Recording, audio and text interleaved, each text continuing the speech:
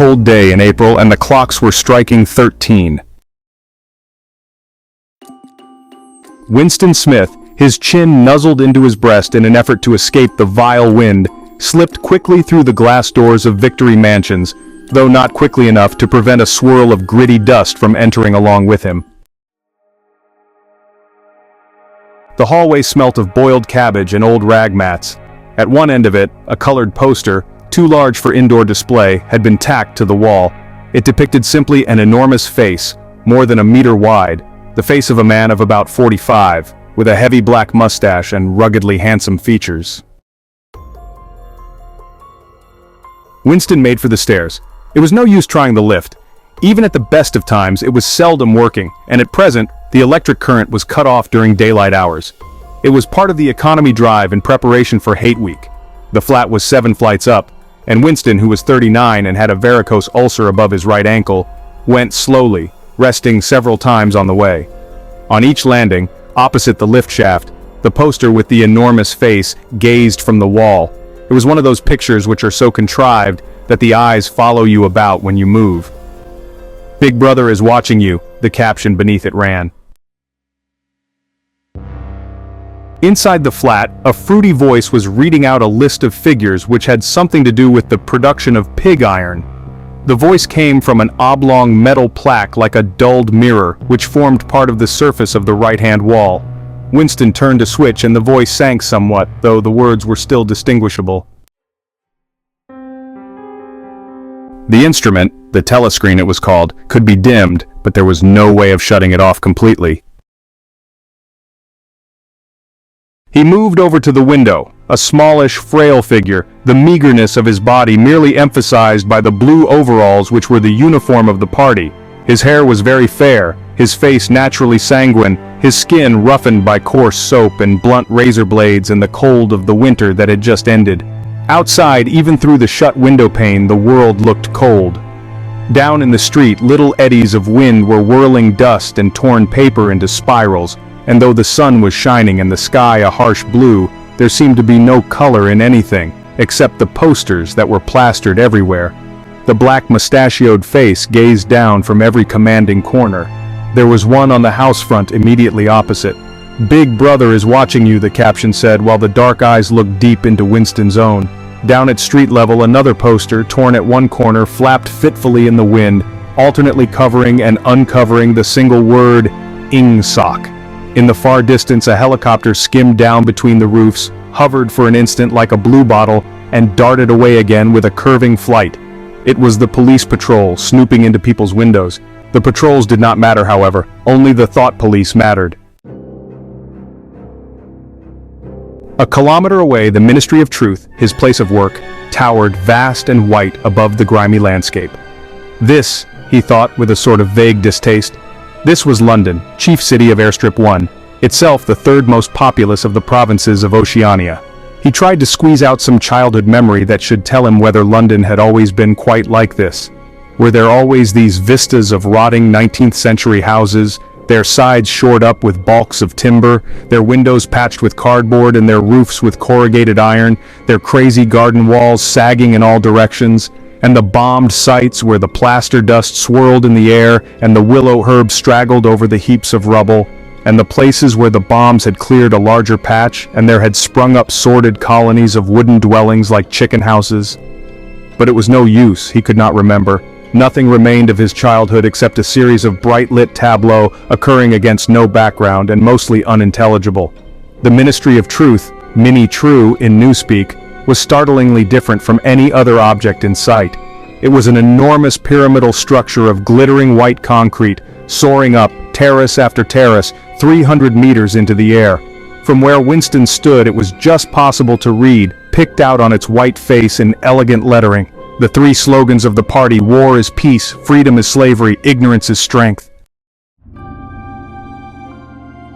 The Ministry of Truth contained, it was said, 3,000 rooms above ground level, and corresponding ramifications below.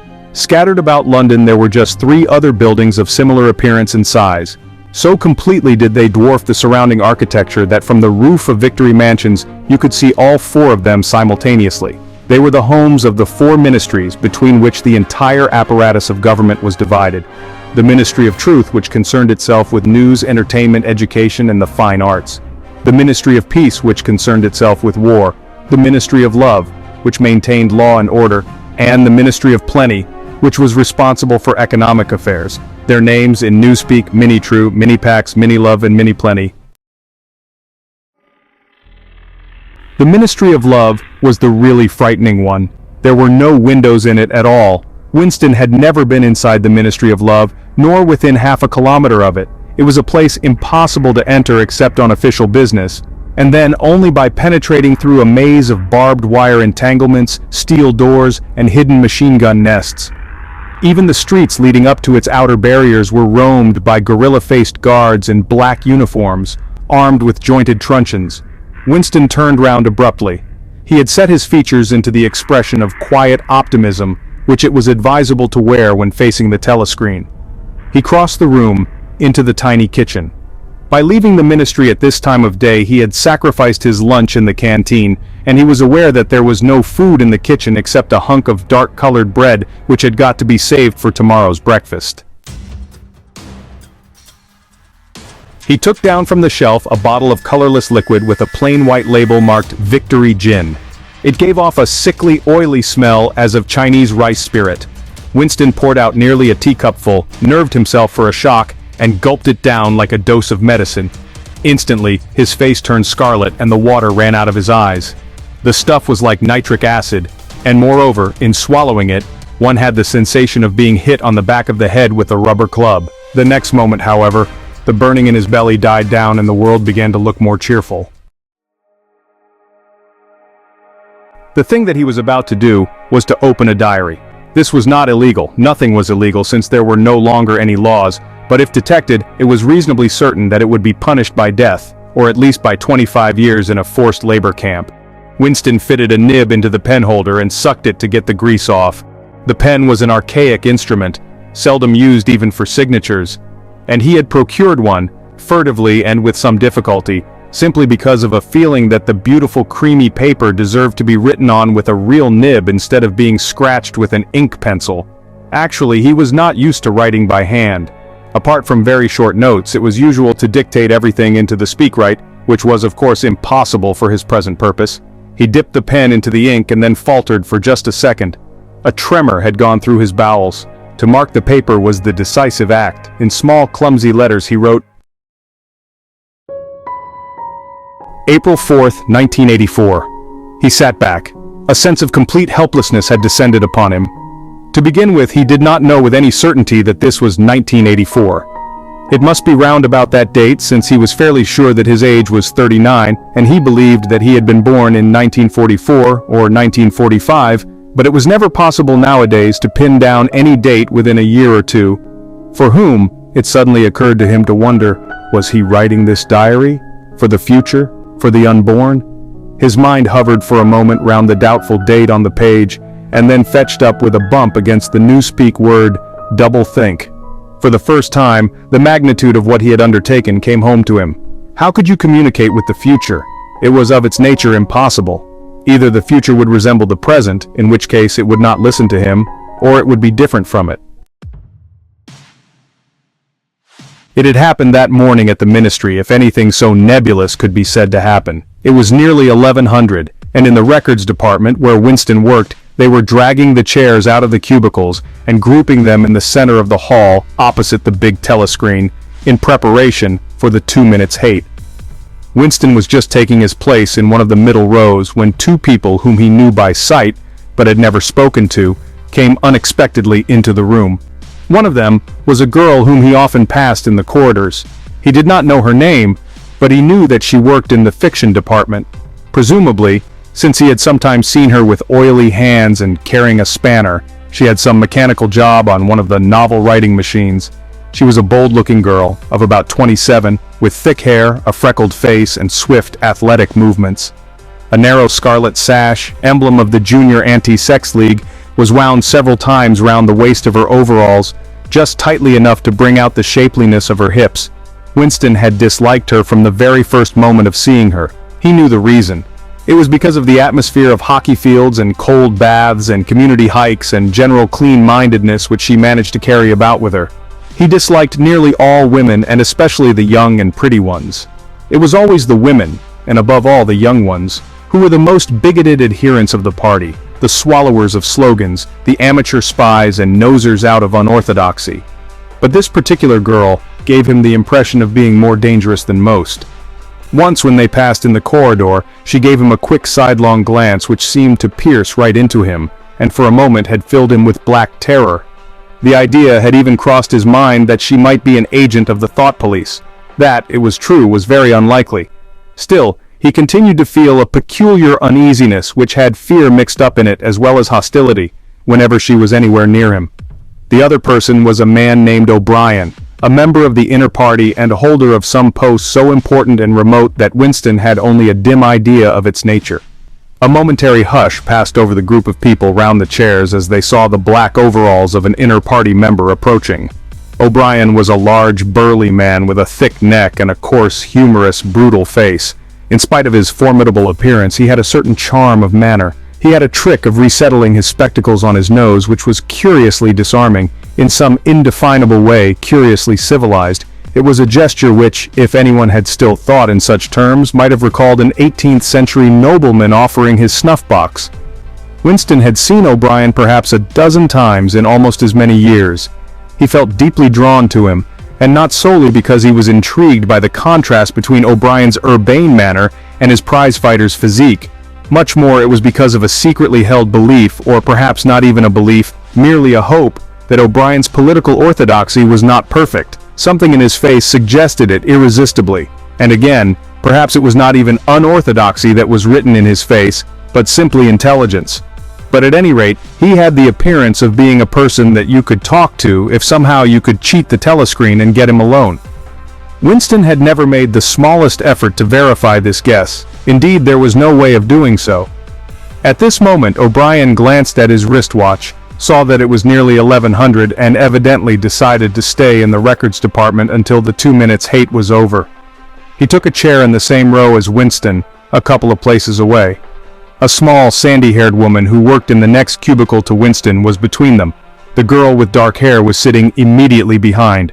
The next moment, a hideous, grinding screech, as of some monstrous machine running without oil, burst from the big telescreen at the end of the room. It was a noise that set one's teeth on edge and bristled the hair at the back of one's neck. The hate had started. As usual, the face of Emmanuel Goldstein, the enemy of the people, had flashed onto the screen. There were hisses here and there among the audience. The little sandy-haired woman gave a squeak of mingled fear and disgust. Goldstein was the renegade and backslider who once, long ago, how long ago, nobody quite remembered, had been one of the leading figures of the party, almost on a level with Big Brother himself, and then had engaged in counter-revolutionary activities, had been condemned to death, and had mysteriously escaped and disappeared. The programs of the 2 Minutes Hate varied from day to day, but there was none in which Goldstein was not the principal figure. He was the primal traitor, the earliest defiler of the party's purity.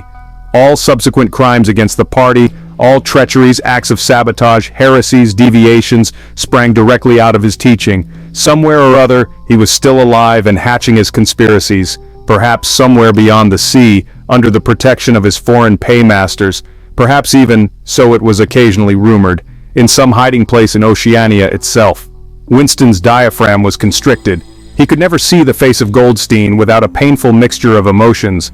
It was a lean Jewish face, with a great fuzzy aureole of white hair and a small goatee beard, a clever face and yet somehow inherently despicable, with a kind of senile silliness in the long, thin nose, near the end of which a pair of spectacles was perched. It resembled the face of a sheep, and the voice, too, had a sheep-like quality. Goldstein was delivering his usual venomous attack upon the doctrines of the party, an attack so exaggerated and perverse that a child should have been able to see through it, and yet just plausible enough to fill one with an alarmed feeling that other people, less level-headed than oneself, might be taken in by it.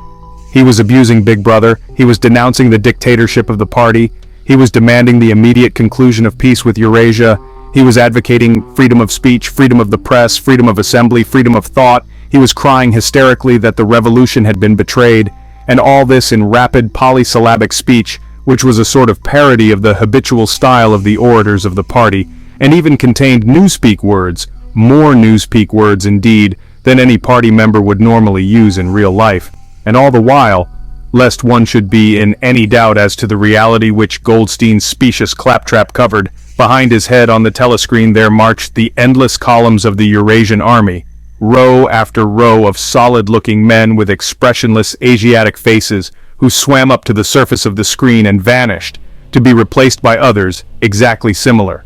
The dull rhythmic tramp of the soldiers' boots formed the background to Goldstein's bleating voice. Before the hate had proceeded for 30 seconds, uncontrollable exclamations of rage were breaking out from half the people in the room.